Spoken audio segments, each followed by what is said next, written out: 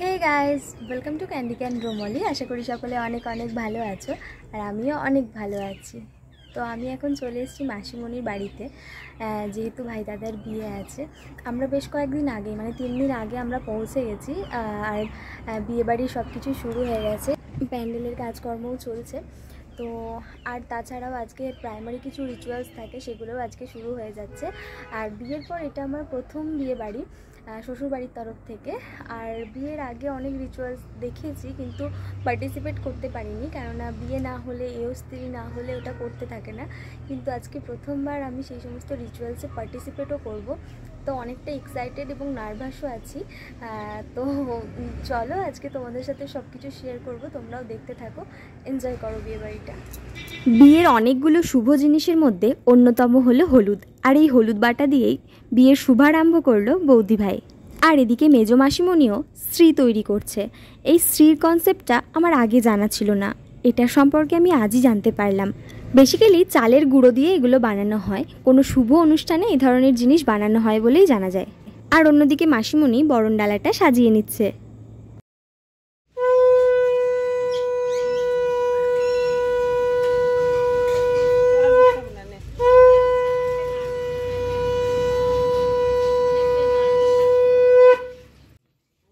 এয়স্ত্রী ছাড়া বিয়েবাড়ির কাজ কিন্তু শুরু করা যায় না, তাই বেশ কয়েকজন এয়স্ত্রীকে আমন্ত্রণ জানানো হয়েছে। আর ছদ্দি ভাই, বৌদি ভাই এবং মাসিমণি মিলে তাদের সকলকে আলতা এবং সিঁদুর পরিয়ে দিচ্ছে। এবার শুরু হবে ঢেকি মঙ্গলার অনুষ্ঠান।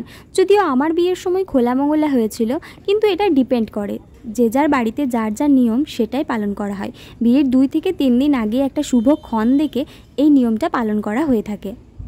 গ্রাম বাংলা হলেও ঢেকি আজকালকার দিনে একটা অলীক বস্তু বলতে পারো, তাই এভাবে কৃত্রিম উপায়ে ঢেকি প্রস্তুত করা হয়েছে।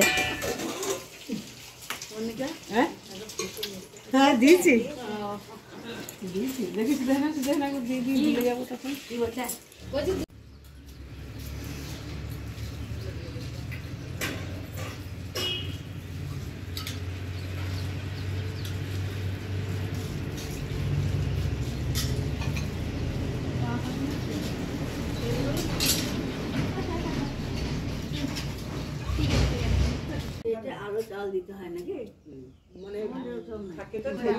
আমাদের খোলা মঙ্গলা, আমাদের ঢেকি মঙ্গলা নয়। ওটা আমার দিদা। খোলা মঙ্গলা সকলকে সিঁদুর টিঁদুর পরিয়ে এবার শেষমেশ হবু শাশুড়িমা বসেছেন আলতা পড়তে। আর এদিকে ফাইনালি আমি আলতা পড়তে আরম্ভ করলাম। ছদ্দিভাই যদিও আমাকে পড়াতে আসছিল, কিন্তু আমার থেকে বয়সে বড় কেউ আমার পায়ে হাত দিয়ে আমাকে আলতা পড়াবে, এই জিনিসটা আমার ঠিক খুব একটা ভালো লাগে না। তাই আমি নিজেই বারণ করলাম যে ছাড়ো, আমি পড়ে নিচ্ছি। আর জানো, আলতা পড়তে কিন্তু আমার বরাবরই খুব ভালো লাগে। তোমাদের কার কার আমার মতো আলতা পড়তে ভালো লাগে কমেন্ট করে কিন্তু অবশ্যই জানাবে।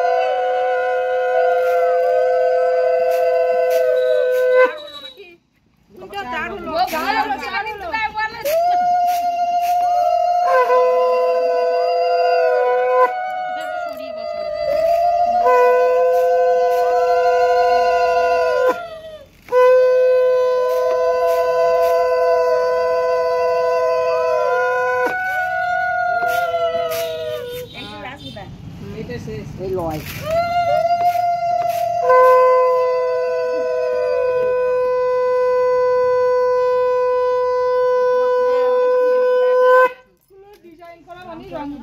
আর এদিকে আমার দিদা শাশুড়িকে নিয়ে জামাইবাবু একটু মজা করছিল, আর সেটাই ক্যামেরাবন্দি করে তোমাদের সাথে শেয়ার করলাম।